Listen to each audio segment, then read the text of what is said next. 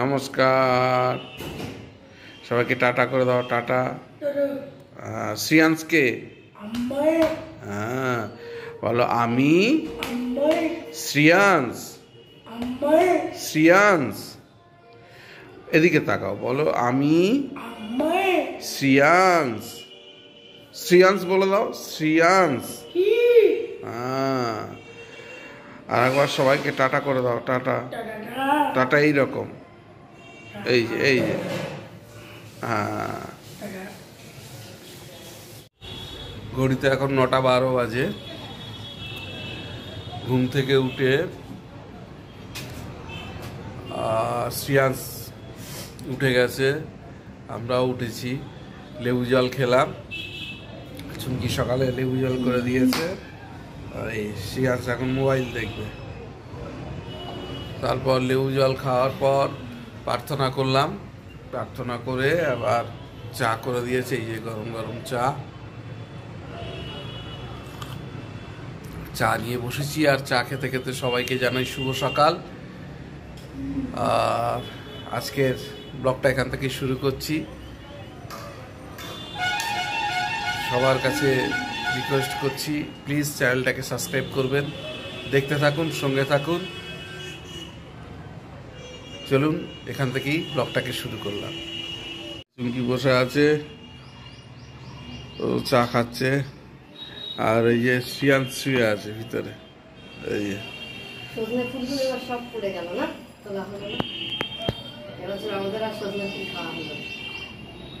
আপনাদের দেখাবো, আমাদের সজনে গাছ আছে একটা বড়, প্রচুর সজনে ফুল পড়ে। তাই এবারে ফুলটা পড়লেও তুমি সুস্থ থাকলেও গুড়াতে পারতে না। নিচে দেখেছো জঙ্গল হয়ে রয়েছে।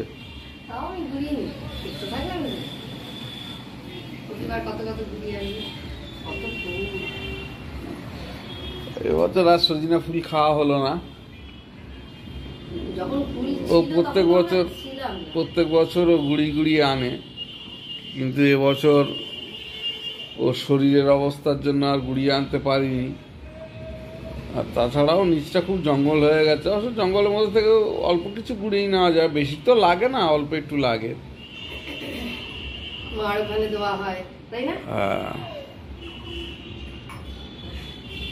যাই হোক, হ্যাঁ ডাঁটা বেরিয়ে গেছে না, আপনাদের দেখাবো। তারপরের দিন খুব ফুল পড়ছিল, হাওয়া দিচ্ছিল আর ফুল পড়ছে। যেতাম ফুল ঘুরাতে সকালবেলা।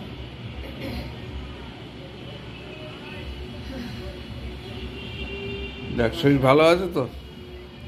আছে, ওই ব্যথা আছে, ব্যথা থাকবে তো, ব্যথা কমবে না, এখন সময় লাগবে না। কালকে রাতে দিদিয়া যাই ফোন করে আমাকে বারণ করলো। দিদি ব্লগে দেখেছে আমি কাজ করছি, দেখে আমাকে কালকে বারণ করলো। যাই হোক, দিদি দুজনেই রাতে ফোন করেছিল।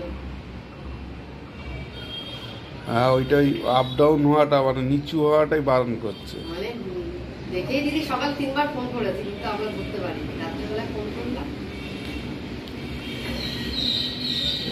ঠিক আছে, আজকে আর বাইরে তো হবে না তো, যা আছে তাই চালিয়ে নাও। চালিয়ে নাও।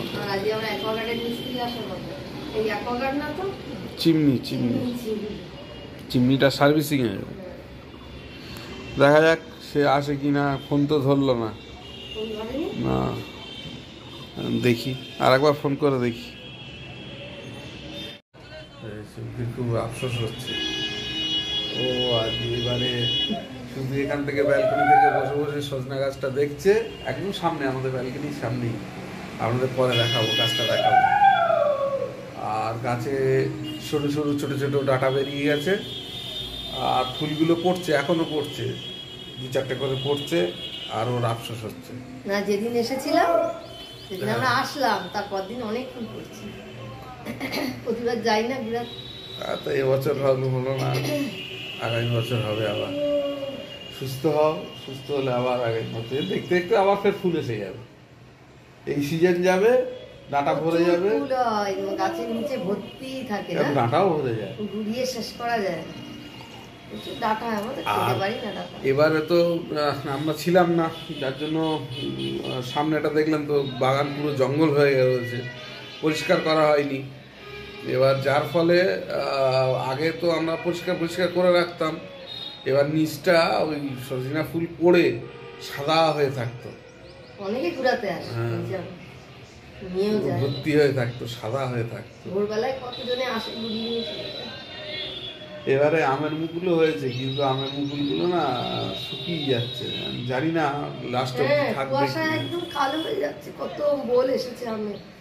লিচু গাছেও এসেছে, কিন্তু গতবার একটা লিচু হয়নি গাছে, না সব পড়ে গেল, কুয়াশায় সব নষ্ট করে দিল।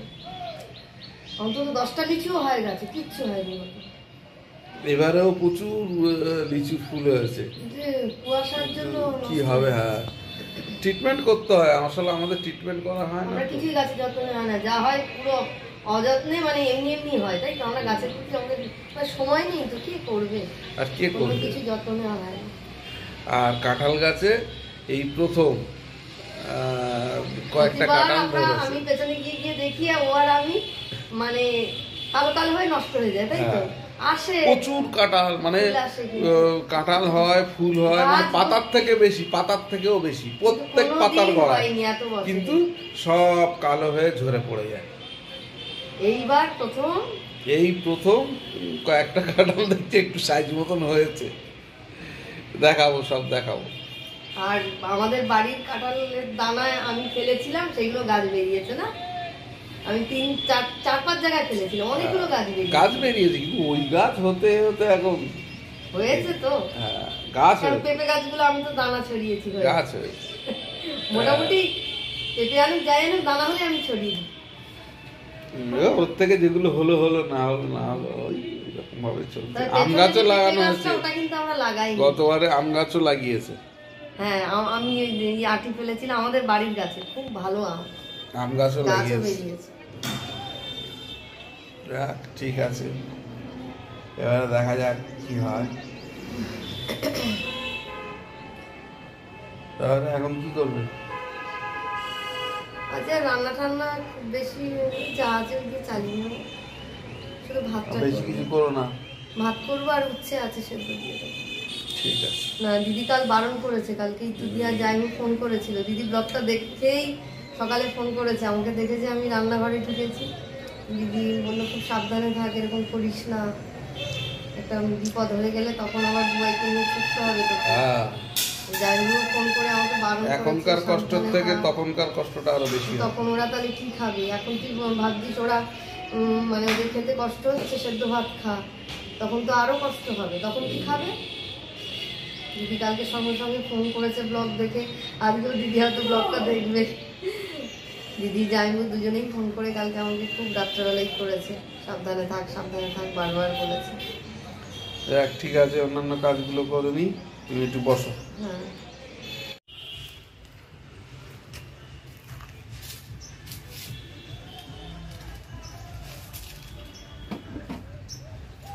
চিমনি ওয়াশ করছে,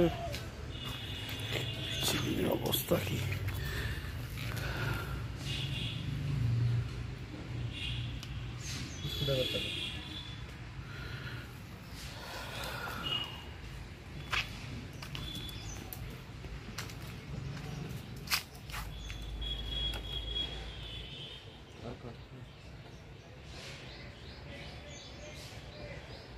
নাটগুলো ঠিক করে তুলে রাখছো তো, মানে এখানের মধ্যে হারিয়ে গেলে কিন্তু আর খুঁজে পাবে না।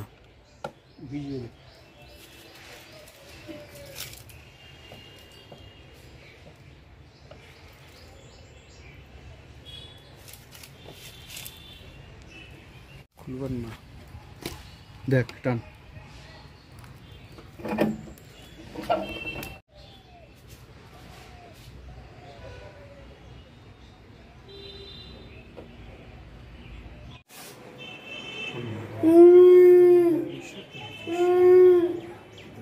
আজকে আর বেশি কিছু করা সম্ভব হয়নি, শরীরটা ভালো না। ডিমের পোচ আর উচ্ছে আলু সেদ্ধ দিয়েছিলাম, আর শাক ছিল, আর একটু মাছের ঝোল আছে। এই যে ছিল ওটাই গরম করে দেবো।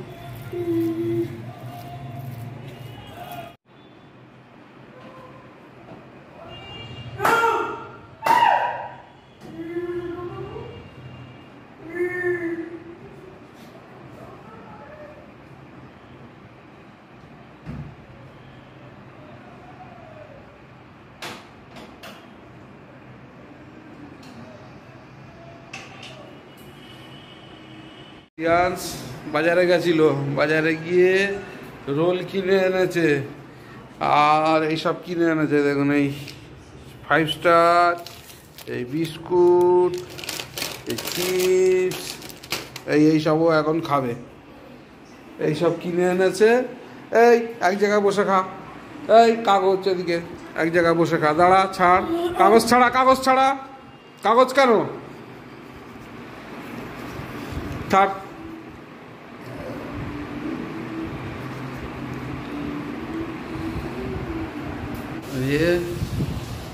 এই মুখ ধুয়ে নে, এখানে জল আছে, জল খা, ওই বোতলে জল, এই তো বোতল। এই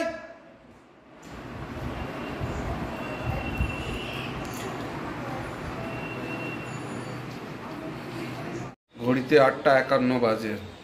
আজকে শ্রিয়াংশকে নিয়ে অনেক দিন পর বাজারে গেছিলাম। বাজারে গিয়ে শ্রিয়াংশ রোল কিনলো, চিপস কিনলো, অনেক কিছু কিনলো। ও সেই আসার পর থেকে একদিনও বাইরে বেরোয়নি। যাই হোক, কেনাকাটা করে ও বাড়িতে আসলো, সেগুলো খেলো। আর এখন চুমকি আস্তে আস্তে একটু উঠলো। আজকের ওর শরীরটা ভালো নেই, একটু আস্তে আস্তে উঠে তবুও চা করলো। এই যে চা দিয়েছে,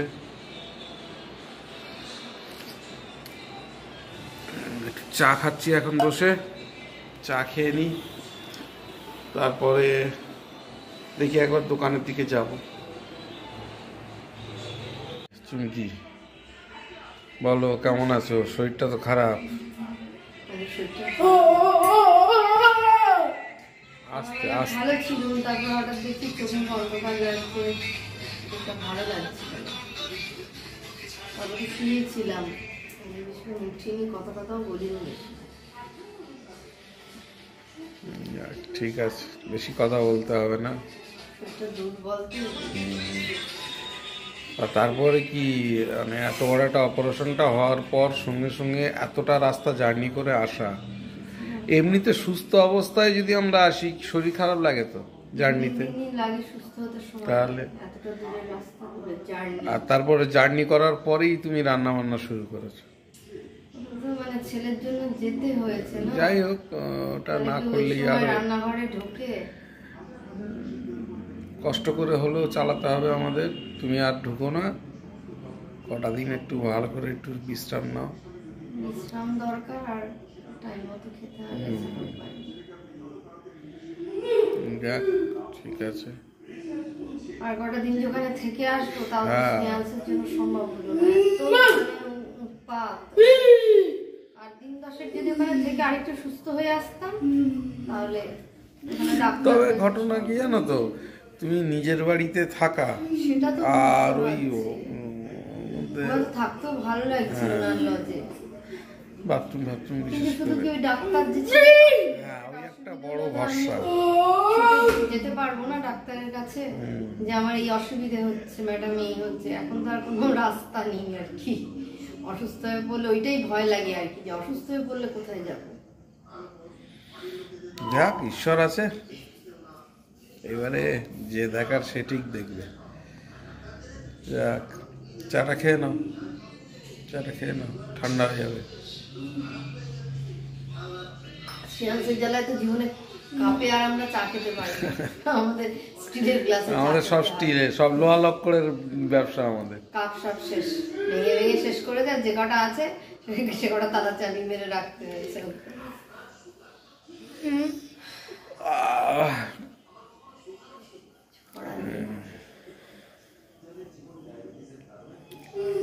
রাতে আবার কি করবে? রুটি তো এনেছো কিনে, বেগুন নিয়ে দিচ্ছে। করছে, বোঝে না তো যে মার শরীর খারাপ, ভাবছে মা সুস্থ আছে, মা কেন রান্নাঘরে রুটি করছে না, কেন সন্ধ্যেবেলায় জানি মা রুটি করবে, তরকারি হবে। হবে হবে, দাঁড়া, মা সুস্থ হোক, সব হবে। কিছু বোঝে না, এটাই সমস্যা। ঠিক আছে, চা খেয়ে 10:47 বাজে। শ্রিয়াংশে ডিনার হয়ে গেছে, আমি ডিনার করতে বসেছি। আজকের আমাদের ডিনার হচ্ছে বাঁধাকপির তরকারি, ডিমের অমলেট আর রুটি। আর চুমকি ভাত খাবে, ও খেতে বসেছে। আর এটা হচ্ছে আমার আজকে রাত্রের ডিনার। তাড়াতাড়ি খেয়ে নিই, এবারে এডিটিংয়ে বসবো। ঘুরিতে 11টা বাজে। আমার ডিনার হয়ে গেছে, শ্রিয়াংশেরও ডিনার হয়ে গেছে। শ্রিয়াংশ শুতে গেছে কিন্তু ঘুমায়নি এখনো। আর চুমকি খাওয়া ডিনার হয়ে গেছে, ও এবার শুতে যাবে। আমি একটু এডিটিংয়ে বসবো, অল্প একটু ভিডিও করেছি। আজকে চিমনিটা ঘরের অনেক দিন ধরে সার্ভিস করা হয় না, তা আজকে সার্ভিসম্যান খবর দিয়েছিলাম, ওরা এসেছিল। যাই হোক, খুব ভালো সার্ভিস করেনি, যা পেরেছে করেছে। আর আমারও একটু তাড়াহুড়ো ছিল,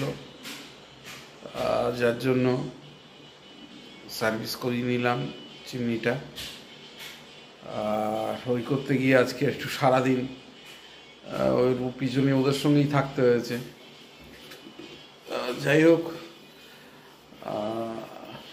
বেশি রাত করব না, এডিটিংয়ে বসি।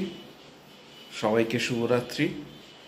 আজকের মতন ব্লগটা এখানেই শেষ করছি। যদি কিছু ভালো লেগে থাকে please do like, share and subscribe our channel. দেখতে থাকুন, সঙ্গে থাকুন।